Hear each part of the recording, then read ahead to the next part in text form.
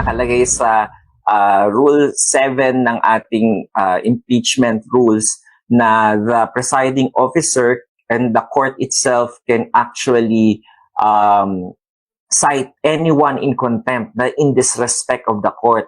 So may power ang korte na motu proprio, meaning kahit walang ano sa kanya, mag-motion na any party, may power din ng korte na kapag nag-motion, dun lang aakto ang korte na mag-contempt.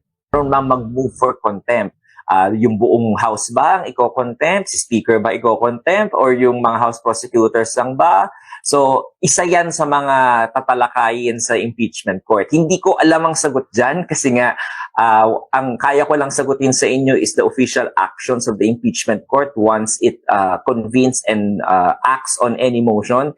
And as it is, wala pa naman ganung nangyayari, wala pang action ng korte, wala rin motion from any party. So, we cannot hazard a guess. Kaya natin mag-isip ng lahat ng posibilidad, pero hindi na tayo makakasiguro. It's above my pay grade to hazard a guess as of this moment.